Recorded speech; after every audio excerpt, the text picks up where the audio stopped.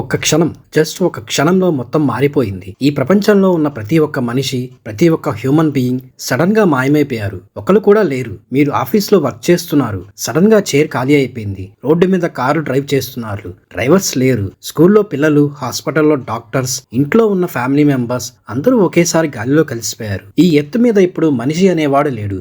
ఇక్కడ జరిగేది ఏదో మ్యాజిక్ కాదు, ఇది ఒక పెద్ద రియాలిటీ చెక్. మనం లేకుండా ఈ భూమి ఎలా ఉంటుంది, అసలు ఏం జరుగుతుంది? ఇప్పుడు టైం కరెక్ట్ గా 12 అయింది అనుకుందాం. మనమందరం వెళ్ళిపోయాక మొదటి క్షణం స్టార్ట్ అయింది. మొదట ఎక్కడ చూసినా ఒక భయంకరమైన సైలెన్స్ ఉంటుంది. ఈ సైలెన్స్ ఎంత పెద్దది అంటే మనం ఎప్పుడూ విననంత క్వైట్ గా ఉంటుంది. రోడ్ల మీద ట్రాఫిక్ సౌండ్ లేదు, ఫ్లైట్ సౌండ్ లేదు, ఫ్యాక్టరీస్ నుంచి వచ్చే నాయిస్ లేదు. కేవలం గాలి శబ్దం, ఆకులు కదిలే శబ్దం మాత్రమే వినిపిస్తుంది. రోడ్డు మీద వెళ్తున్న కార్స్ అన్ని కంట్రోల్ తప్పి పక్కనున్న బిల్డింగ్స్ కి, డివైడర్స్ కి గుద్దుకొని ఆగిపోతున్నాయి. ఆకాశంలో ఎగిరే ఫ్లైట్స్ లో పైలట్స్ లేరు. అవి కొన్ని గంటల పాటు ఆటో పైలట్ లా ఎగురుతాయి. కానీ ఫ్యూయల్ అయిపోయాక గ్రావిటీకి తల వంచి నేల మీద పడిపోతాయి. ఈ మొదటి కొన్ని గంటల్లో ప్రపంచమంతా ఒక పెద్ద కన్ఫ్యూజన్ లా ఉంటుంది. కానీ అసలు సమస్య ఇప్పుడే మొదలవుతుంది. మనం రోజు వాడే ఎలక్ట్రిసిటీ, మనం స్విచ్ ఆన్ చేస్తే వచ్చే పవర్ ఇప్పుడు ఏమవుతుంది? ప్రపంచంలో చాలా పవర్ ప్లాంట్స్ మనిషి లేకపోతే వర్క్ అవ్వవు. కోల్ తో నడిచే థర్మల్ పవర్ ప్లాంట్స్ లో కోల్ వేయకుండా మనుషులు లేరు. సో ఫ్యూయల్ సప్లై ఆగిపోతుంది. ఒకదాని తర్వాత ఒకటి లైట్స్ ఆరిపోవటం మొదలు పడతాయి. ముందు చిన్న ఊర్లో లైట్స్ పోతాయి, తర్వాత పెద్ద సిటీస్ లో పవర్ కట్ అయిపోతాయి. కేవలం సోలార్ ప్యానెల్స్, విండ్ బిల్స్ ఉన్న చోట మాత్రమే ఇంకొన్ని రోజులు పవర్ ఉంటుంది. కానీ నైట్ అయ్యేసరికి ప్రపంచమంతా ఎప్పుడూ చూడనంత చీకటిగా మారుతుంది. స్పేస్ నుంచి చూస్తే రోజు వెలిగే ఎర్త్ ఇప్పుడు ఒక డార్క్ బాల్ లా కనిపిస్తుంది. ఈ చీకటి చాలా శాంతి అనిపించవచ్చు, కానీ ఈ చీకటి వెనక ఒక పెద్ద డేంజర్ దాక్కుని ఉంది. ఆ డేంజర్ ఏంటో తెలుసా? మన కంట్రోల్లో ఉన్న సిస్టమ్స్ మనం లేకపోతే మనల్ని లేదా మిగిలిన నేచర్ ని నాశనం చేయడానికి రెడీ అయిపోతాయి. ఈ డేంజర్ మనం ఎక్స్పెక్ట్ చేయనిది. పవర్ పోయింది కాబట్టి మనం యూజ్ చేసే కంప్యూటర్స్, ఇంటర్నెట్ అన్నీ డౌన్ అయిపోతాయి. కానీ పవర్ లేకపోవటం వల్ల అండర్ గ్రౌండ్స్ లో ఉండే సిస్టమ్స్ కి పెద్ద దెబ్బ తగులుతుంది. For example London, New York, Delhi లాంటి పెద్ద సిటీస్ లో అండర్ గ్రౌండ్ మెట్రో ట్రైన్స్ ఉంటాయి. ఈ టన్నెల్స్ లో వాటర్ చేరకుండా ఉండటానికి ఎప్పుడూ పెద్ద పెద్ద వాటర్ పంప్స్ రన్ అవుతూ ఉంటాయి. కానీ గ్రౌండ్ వాటర్ ని బయటికి పంప్ చేస్తూ ఉంటాయి. కానీ పవర్ పోయిన కొన్ని గంటలకే ఈ పంప్స్ పనిచేయడం ఆపేస్తాయి. అప్పుడు ఏమవుతుంది? మెట్రోస్ అన్ని వాటర్ తో నిండిపోవటం స్టార్ట్ అయ్యి 36 అవర్స్ అంటే 1.5 డే అయ్యేసరికి ప్రపంచంలో ఉన్న మేజర్ మెట్రో టనల్స్ అన్ని నీళ్లతో మునిగిపోతాయి. అండర్ గ్రౌండ్ లో ఉన్న కేబుల్స్, పైప్స్ అన్ని డ్యామేజ్ అయిపోతాయి. మనం కట్టిన గొప్ప గొప్ప టెక్నాలజీ అంతా జస్ట్ నీళ్ళల్లో కరిగిపోయే పేపర్ బోట్ లా మారిపోతుంది. ఇదంతా జరుగుతున్నప్పుడు ఇంకొక పక్క మనం పెంచుకునే యానిమల్స్ పరిస్థితి చాలా దారుణంగా ఉంటుంది. ఇంట్లో ఉన్న కుక్కలు, పిల్లులు పాపం ఓనర్స్ కోసం ఎదురు చూస్తూ ఉంటాయి. అవి ఇంట్లో లాకుడుగా ఉండిపోతాయి. ఫుడ్ లేక, వాటర్ లేక అవి చాలా ఇబ్బంది పడతాయి. కొన్ని యానిమల్స్ డోర్ ఓపెన్ చేసుకుని బయటికి రావచ్చు, కానీ చాలా వరకు ఇంట్లోనే బందీ అయిపోతాయి. అలాగే ఫార్మ్స్ లో ఉన్న కౌస్, చికెన్స్, గోట్స్ వీటికి ఫుడ్ ఇచ్చేవారు లేరు. ఎలక్ట్రిక్ ఫెన్సెస్ పనిచేయవు కాబట్టి కొన్ని బయటికి పారిపోతాయి. కానీ బయట ప్రపంచం వాటికి కొత్తగా భయంకరంగా ఉంటుంది. కానీ అసలైన డేంజర్ మనం క్రియేట్ చేసిన న్యూక్లియర్ పవర్ ప్లాంట్స్ నుంచి వస్తుంది. ఇది లైట్స్ పోవటం కంటే, మెట్రో మునిగిపోవటం కంటే చాలా పెద్ద విషయం.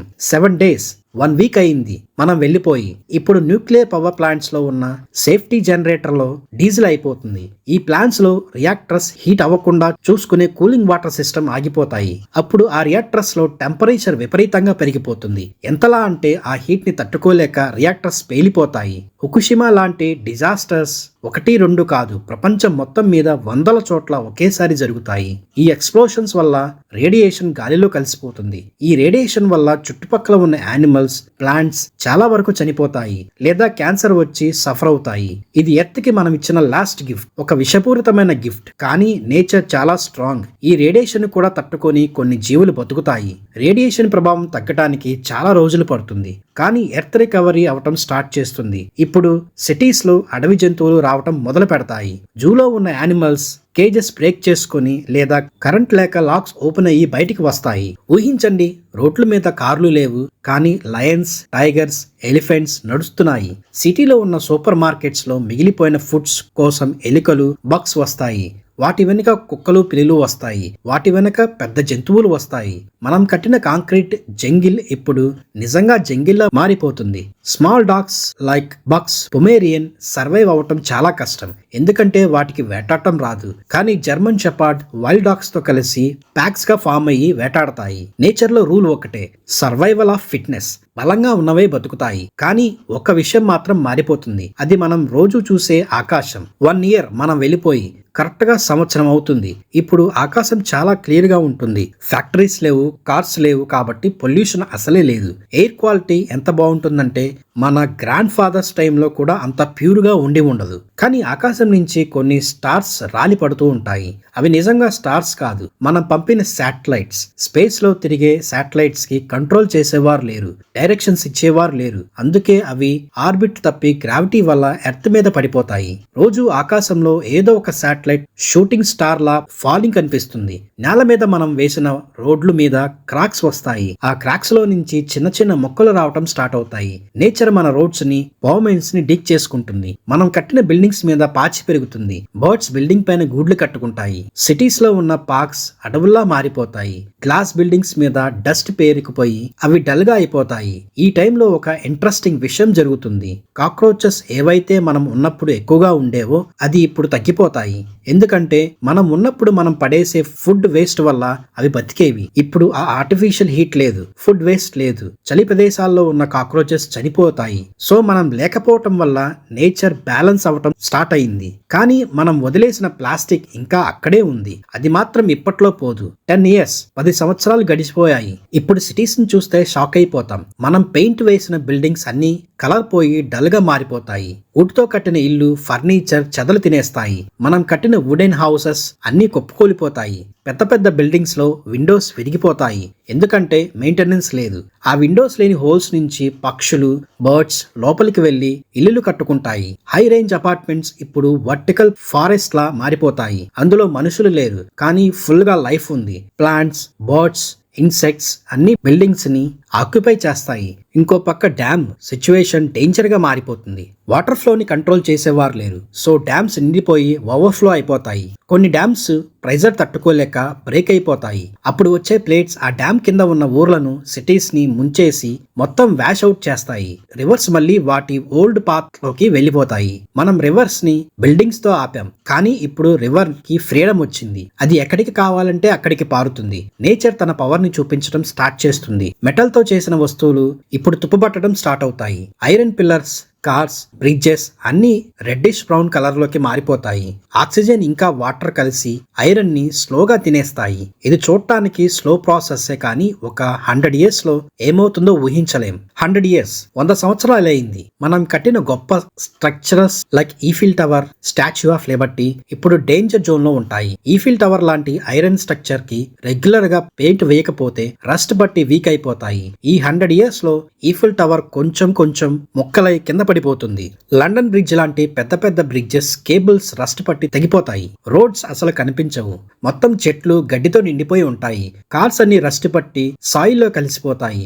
కార్ టైర్స్ మాత్రం ఇంకా అలాగే ఉంటాయి, ఎందుకంటే రబ్బర్ డిగ్రేడ్ అవటానికి టైం పడుతుంది. సముద్రంలో ఉన్న పెద్ద షిప్స్ ఎప్పుడూ మునిగిపోయాయి. ఫిషెస్ కి, మెరైన్ లైఫ్ కి అవి కొత్త ఇల్లులాగా అవుతాయి. ప్రపంచంలో ఉన్న బుక్స్, ఫొటోస్, హార్డ్ డ్రైవ్స్ అన్ని పాడైపోతాయి. పేపర్ మాయిశ్చరైజ్ వల్ల చిల్లులు పడుతుంది. ఇంకా మ్యాటర్ అంతా పోయి ఎరైజ్ అయిపోతుంది. మనం రాసిన హిస్టరీ, మన నాలెడ్జ్, మన సైన్స్ అంతా స్లోగా నేచర్ లో కలిసిపోతుంది. కేవలం స్టోన్స్ తో చేసిన స్ట్రక్చర్స్ మాత్రమే ఇంకా స్ట్రాంగ్ గా నిలబడతాయి. ఈ టైంకి మనుషుల ఆనవాళ్లు ఒకప్పుడు ఉండేవారు అని చెప్పడానికి ప్రూఫ్స్ కూడా తగ్గిపోతాయి. మరి 300 years తర్వాత ఏమవుతుంది? 300 years 300 సంవత్సరాలు. ఇప్పుడు మనం కట్టిన పెద్ద బిల్డింగ్స్ అన్ని గ్రౌండ్ లెవెల్లోకి వెళ్ళిపోతాయి. ఇన్సైడ్ ఉన్న స్టీల్ బార్స్ రస్ట్ పట్టి కాంక్రీట్ ని హాల్ చేసి చేయలేక బిల్డింగ్స్ కొలాప్స్ అయిపోతాయి. పెద్ద cities like New York, Mumbai, Tokyo మొత్తం అడవిలా మారిపోతుంది. ఎక్కడ చూసినా గ్రీనరీనే. కాంక్రీట్ మొక్కలు చీల్చుకుని బయటికి వస్తాయి. బర్డ్ సాంగ్స్ మాత్రమే వినిపిస్తాయి. ఈ టైంకి సముద్రంలో జీవులు ఫుల్ గా రికవర్ అవుతుంది. వేల్స్, షార్క్స్, డాల్ఫిన్స్ పాపులేషన్ బాగా పెరిగిపోతుంది. మనం షిప్పింగ్ చేసి చంపిన బ్యాలెన్స్ మళ్ళీ సెట్ అయిపోతుంది. సముద్రం చాలా హెల్దీగా మారుతుంది. కానీ ఒకటి మాత్రం ఇంకా అలాగే ఉంటుంది, ప్లాస్టిక్. ప్లాస్టిక్ బాటిల్స్, పేపర్స్ ఇంకా డిగ్రేడ్ అవ్వలేదు. అవి చిన్న చిన్న ముక్కలుగా మారి సాయిల్లో, వాటర్లో ఇంకా అలాగే ఉంటాయి. ఇది మనం నేచర్ కి ఇచ్చిన పర్మనెంట్ స్కార్, కానీ నేచర్ దాన్ని కూడా చాలా తన దారిలోకి తెచ్చుకుంటుంది. కొన్ని బ్యాక్టీరియాలు ప్లాస్టిక్ ని తినటం నేర్చుకుంటాయి. ఎవాల్యుయేషన్ జరుగుతుంది. 10,000 ఇయర్స్, 10,000 సంవత్సరాలు. ఇప్పుడు మనం ఉన్న ఆనవాళ్లు చాలా తక్కువ. మనం కట్టిన సిటీస్ అన్ని మట్టి కింద కప్పుకుపోతాయి. ఎవరైనా ఫ్యూచర్ లో ఏలియన్స్ వస్తే వాళ్ళకి మనం ఇక్కడ ఉన్నామని తెలియటం కూడా కష్టమే. కానీ కొన్ని స్ట్రక్చర్స్ ఇంకా ఉంటాయి. Great wall of China, pyramid of Giza, mount Rushmore. ఇవి స్టోన్ తో కట్టినవి కాబట్టి ఇంకా నిలబడే ఉంటాయి. పిరమిడ్స్ ఇప్పటికీ అలాగే ఉంటాయి, ఎందుకంటే అవి డెజర్ట్స్ లో ఉన్నాయి. అక్కడ వర్షం తక్కువ, సో ఏరోసైన్ తక్కువ. మౌంట్ రుష్మోర్ మీద ఉన్న ఫేసెస్ కొంచెం షేప్ మారినా ఇంకా గుర్తుపట్టేలా ఉంటాయి. కానీ మనిషి క్రియేట్ చేసిన లాంగ్వేజ్, కల్చర్, రిలీజియన్, మనీ ఏదీ లేదు. గోల్డ్ బిస్కెట్స్, డైమండ్ అక్కడే మట్టిలో ఉంటాయి, కానీ వాటిని తీసేవారు లేరు. వాటి వాల్యూ ఎవరికీ తెలియదు. అవి జస్ట్ రాళ్లతో సమానం. ఎర్త్ టెంపరేచర్ ఫుల్లీ కంట్రోల్లోకి వస్తుంది. ఐసైజులు రావచ్చు, పోవచ్చు. నేచర్ తన సైకిల్ ని ఫాలో అవుతుంది. మనం వదిలిన కార్బన్ డయాక్సైడ్ ఇప్పటికీ పూర్తిగా అట్మాస్ఫియర్ నుండి క్లీన్ అయిపోతుంది. 50 మిలియన్ ఇయర్స్, ఇది చాలా పెద్ద టైం. ఇప్పుడు ఎర్త్ మీద మనం చూసిన అన్ని యానిమల్స్ ఉండకపోవచ్చు. ఎవాల్యుయేషన్ వల్ల కొత్త స్పీసెస్ పడతాయి. మనిషి ఎలాగైతే కోతి నుంచి వచ్చాడో అలాగే కొత్త ఇంటెలిజెన్స్ స్పీసెస్ రావచ్చు, లేదా ఇన్సెక్ట్స్ పెద్దవిగా మారొచ్చు. ప్లాస్టిక్ కూడా ఇప్పుడు పూర్తిగా మాయమైపోతుంది. మనం ఉన్నామని చెప్పడానికి ఒక ప్రూఫ్ కూడా ఉండదు. ఎఫెక్ట్ మేబీ కొన్ని radioactive elements or fossils. మనం ఇప్పుడు డైనోసార్స్ ని ఎలా తవ్వి చూస్తున్నామో ఫ్యూచర్ లో ఏదైనా స్పీషియస్ మనల్ని అలాగే తవ్వి తీయవచ్చు. మనం వాడిన గ్లాస్ బాటిల్స్, మన బోన్స్ ని చూసి వాళ్ళు షాక్ అయిపోవచ్చు. ఇక్కడ ఒకప్పుడు ఏదో సివిలైజేషన్ ఉండేది, వాళ్ళు ఎందుకు పోయారు అని వాళ్ళు రీసెర్చ్ చేయవచ్చు. ఫైనల్లీ మనం నేర్చుకోవాల్సింది ఏంటంటే ఎర్త్ కి మనం అవసరం లేదు. మనం లేకుండా ఎర్త్ ఇంకా హెల్దీగా, ఇంకా బ్యూటిఫుల్ గా ఉంటుంది. కానీ మనకి ఎర్త్ అవసరం. మనం బతకాలంటే ఈ నేచర్, ఈ గాలి, ఈ నీరు అవసరం. మనం వెళ్ళిపోయాక ఎర్త్ జస్ట్ తన పని తాను చేసుకుంటూ పోతుంది. మనం టెంపరరీ గెస్ట్ మాత్రమే. ఈ వీడియో వల్ల మనం అర్థం చేసుకోవాల్సింది, ఉన్నంత కాలం ఈ భూమిని కాపాడుకుందాం. ఎందుకంటే మనం పోతే భూమికి నష్టం లేదు, మనకే నష్టం. సో ఫ్రెండ్స్, ఇది what happens to earth if humans disappear story. ఈ టాపిక్ మీద మీ ఒపీనియన్ ఏంటి? మనం లేకపోతే ఎర్త్ హ్యాపీగా ఉంటుందని మీకు అనిపిస్తుందా? కింద కామెంట్ చేయండి. ఈ వీడియో మీకు నచ్చినట్లయితే ఖచ్చితంగా లైక్ చేయండి. ఇంతకన్నా మంచి ఇంట్రెస్టింగ్ టాపిక్స్ కోసం మన ఛానల్ ని సబ్స్క్రైబ్ చేసుకోండి. బెల్ ఐకాన్ ని ప్రెస్ చేయడం మర్చిపోవద్దు.